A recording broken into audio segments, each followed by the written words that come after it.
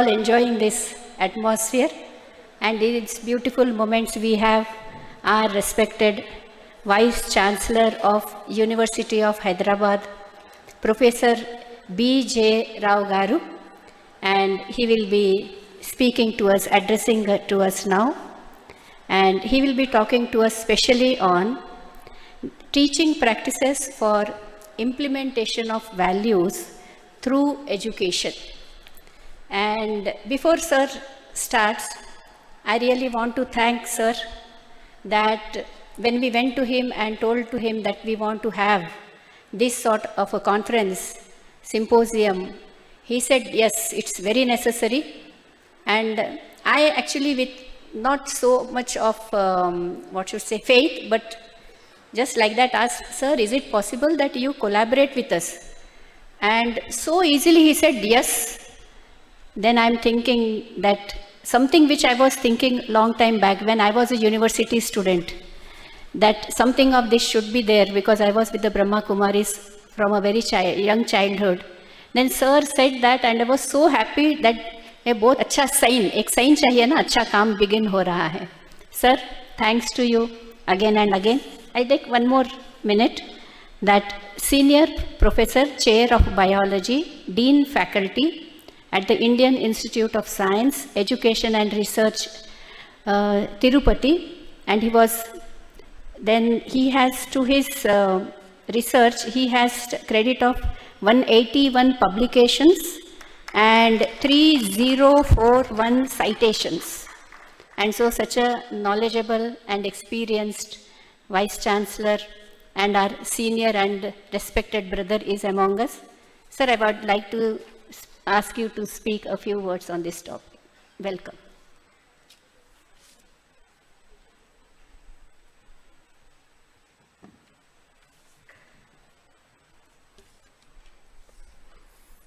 Namaste to all of you. My special tributes and thank you to esteemed friends on the dais, Asha Didi ji, Naveen Mittal ji, Prem Singh ji, Professor Krishna Devarao Garu, Kuldeep Didi ji, Suman ji, and Srinivas Yadav Garu, and all of you who have come here on this important auspicious day. I am supposed to give my views on implementation of values through education. So this topic is very, very dear to my heart. If you look at this universe as a construct, you will see two things very obviously visible to you. The physical universe, it is very visible to you whether you like it or not. And then the non-physical universe. Both are real.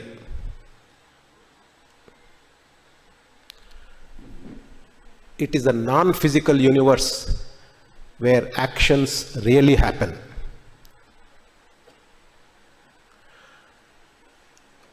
And I would right away say, if we can design education paradigms that can connect us to that non-physical universe very intimately, then the purpose of education gets initiated. And this is a very important requirement. We connect very intimately to the non-physical universe, which is all around us, all within us. Unfortunately, most of the education systems that we are aware of in India as well as abroad is mostly physical universe centric. We live in the physical universe through education. We educate ourselves and produce certificates and degrees in the physical world. Using those degrees, we earn the wealth, we earn the name, and we become big and famous. This is all the happening in the physical universe through the toolkit called education. This is what is happening now. But the real purpose of education is to liberate ourselves from physical universe and go to the non-physical universe and look at that intimately through the process of education, through the process of learning, and also through the process of awakening. Then a different type of journey begins. A different type of journey where even the physical activity, like doing science, becomes a spirituality. If we go through that real process of that education, that will awaken us. So there will be very little distinction between the physical and non-physical universe. I am emphasizing the word non-physical universe for a reason. This particular expression is never to be seen in the curriculum for some reason. We need to bring that back into our curriculum. In fact, the method of science also gives very strong hints at the existence of the non-physical universe in which actions happen. Quantum entanglement, the Nobel Prize winning physics, is a non-physical phenomenon. If there is an action at a quantum level here, this action is felt across large distances in another quantum world. This reality came out of scientific experiments, scientific thoughts. So there are evidences to suggest that science and spirituality are not divisible. They are one and the same. We need to evolve an education that will connect us both to science and spirituality. Now let us focus a little bit more on the physical world, which is so much fascinating for all of us. We live day in and day out in that physical world. If you look at that design, what do you find? You find that in that design there is a distribution of people, performers, all types of performers, dictated by their own tendencies. Some perform negatively, some perform positively, and at different degrees of performance levels, etc., etc. It's a large distribution. And in this design, there are a small fraction of performers, maybe 1%, 0.1%, 0.5%, who keep pushing the envelope for welfare of the system. They are Gautam Buddhas, Mahatma Gandhis, Albert Einsteins, Kabir Das, Vivekanandas, Ramana Maharshis, Socrates.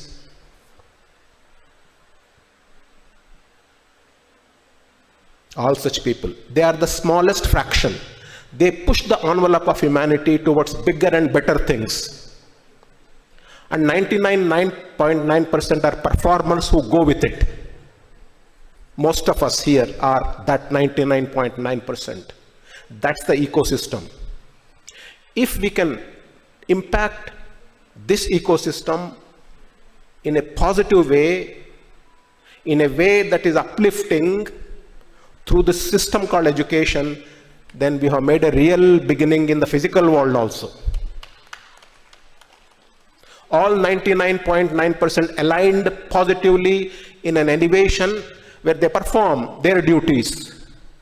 They may not be innovators, but they are the parts of the engine. If we can align them into a positive alignment, and that 0.1 to 1% perform and discover, innovate, and give new ideas, do paradigm shifting, then you see that the entire physical ecosystem is moving in a positive direction. If education can contribute in that, then I think a new beginning happens through what is called education. That has not begun happening, I may say so. So there is a need for changing education protocols education policies, educational lingo towards aligning the bulk of this construct towards a positive alignment, and then to give the room for freedom, the room for fearlessness, the room for total innovation in that 0.1 to 1% bracket, the innovators. Let them do what they want to do for the humanity. Give that freedom to them. If education can liberate the paradigm in that fashion, I think the physical system will start moving. And then the ultimate purpose of the entire physical system is to get into that non-physical mode of doing things. The ultimate function of that. So therefore, this physical process, when it is moving in a positive direction, will look at things at a non-physical level. This is when real actions happen, which most of us do not realize sitting here. These are the two big tasks that education system must begin to do. At the student level, at the learner's level, at the teacher's level, at educational institutional levels, at societal levels, at country levels, at global level. Nobody is separated away from anybody in this world. We are all interconnected. Whether you are sitting in Hyderabad or New York or Paris, we are all interconnected. Ultimately, we must never look at ourselves as isolated entities, isolated countries. Never the world has been so much interconnected than it is today. I just recollect what J.R.D. Tata said just now in our video clipping. He said, finally the aim of education is to liberate yourself so that you can do things for the humanity, not for yourself. If you can inspire towards doing whatever you want to do for the society in a way that benefits the system at large, that benefits society at large, that benefits the country at large, that benefits the global population at large, and not probably benefit you. If you realize that through this method called education, then education has done all it could do to you. That's what JRD was telling. Unfortunately, in the current curriculum system, there is nothing that tells you how to go in that direction. I come back to where we are now.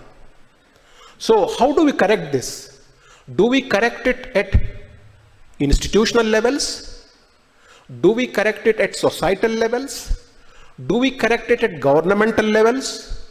Do we correct it at policy levels? This is the question. When you pose this question, ultimately you will realize that none of these really matter. What really matters is you as the individual. That is the only solution. If you decide to get yourself educated properly for the purposes I just articulated, any method of education you are following will take you in that direction. So the education is entirely do-it-yourself exercise at the end of the day. The student learns because the student is learning in his own field, in his own mind, by processing thoughts. Content is not education, learning is education, and that learning has to happen inside. It's an internal process. So the stakeholders at individual level has to decide. The ultimate irony is this: the only thing that comes in the way of learning is education. I'm repeating this. The only thing that comes in the way of your learning is what is called education. The only thing that remains with you after you learn is anything but education.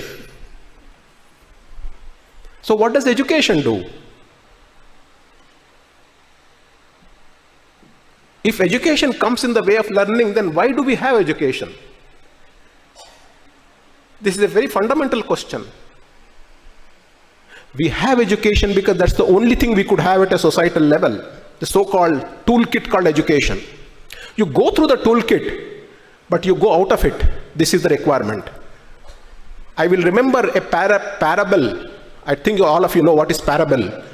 Parable of Swami Ramakrishna Paramahamsa. He said, if you have one thorn in your feet, you have to use another thorn and remove the first thorn. But after removing the thorn from the feet, you throw away both the thorns. So you go through the education. Education does come in the way of learning. So you have to do things differently. You learn. But at the end of it, you have to throw away your education. You have to keep learning, relearning, unlearning. On your own.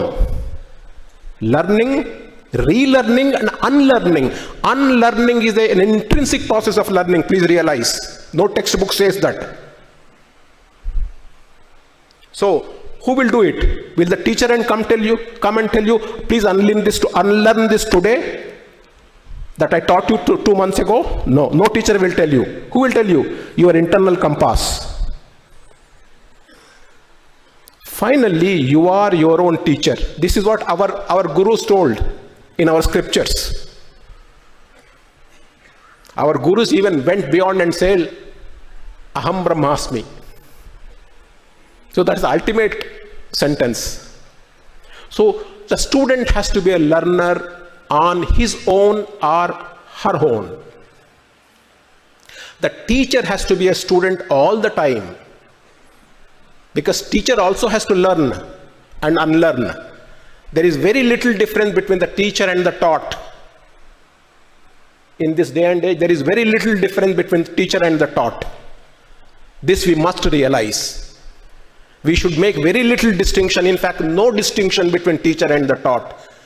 The student, in some sense, teaches the teacher. The teacher, in some direct sense, teaches the student. This is a cycle. One feeds on the other. It's a cyclic system. In the knowledge domain, everybody is a learner. I learn every day. All of us have to learn every day. The students have to learn every day. The teachers have to learn every day. The learned has to learn every day. Because that is the process of the nature. Nature never reveals to you completely all of a sudden. Nature always unpeels layer after layer. That is the nature of the construct we have. So unpeeling layer after layer, and at the end when you learn, you say, my God, I have so much to learn. I have really learned nothing. That is the hallmark of a learned person.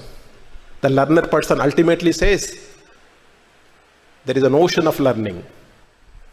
That is the feeling you get in the process of learning. And therefore, degrees and certificates and diplomas are only just notional milestones. We never should elate ourselves in these notional milestones which the education system has created for some mundane purpose called employing people. Employment is important, but life is much more important than employment. We are not here simply to earn and make our living and move on. No, our purpose is much more greater than simply living but through earning. And this education must teach us. This is not happening today. So I have said few points, and I feel those points are very important. This is what is my internal appeal. If you can note down these points and think about them, I think a new process of learning and unlearning starts in your own field. So, just to summarize what I said, the real process of education is to connect us, the physical being, to the non-physical existence that we all experience every day. Make that connection through the process of education. That's number one. Number two, learning is a do-it-yourself exercise. Don't depend on external agencies for learning. You can use them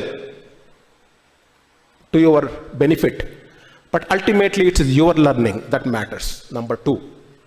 Number three, your learning should liberate you towards doing things for the system at large, not for yourself alone. This is number 3. And number 4, ultimately when you go through education and learning, you will realize that you are just a drop in the ocean. Nothing less, nothing more. The fact that you are part of this existence itself is a blissful feeling. That you are educated to realize that you are just a drop in the ocean is a much more blissful feeling.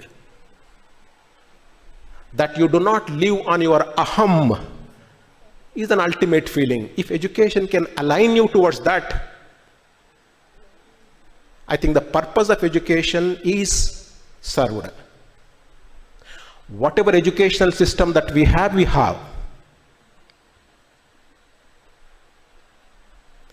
Instead of criticizing that, instead of throwing it away, go through the process. But ultimately, remember, you have to throw away both the thorns.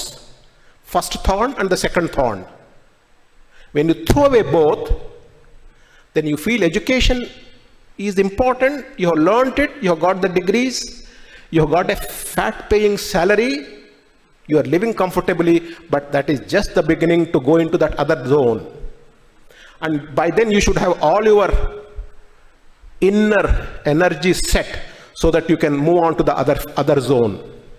So education is only a toolkit for you to go to that stage where physically you connect to the non-physical world. I think I have said certain words which most of us may not be very, very highly familiar with. The non-physical world. Just think about it. Some of you may be familiar, or most of you may have some level of familiarity, but think about it. If you have started thinking about it,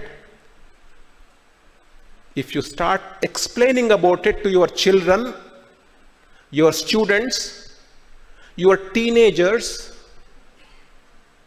you will realize they will move into a different zone of existence where education will start serving the right purpose. At the end, in one sentence, I want to summarize. Do whatever you can as a teacher, as a parent, as an elder, or as a leader in the society, or anything in the society. Do whatever you can to make this transition of physical existence to the non-physical existence. Use education as a toolkit for that. This is all I have to say. Namaste, Dhanyavad.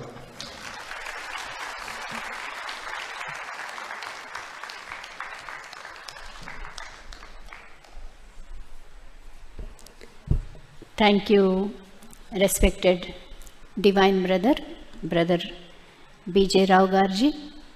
And I know as you were speaking, it should continue and continue and continue, is it not? Because he definitely, some very thought-provoking things Brother has put to us and is making us think on those.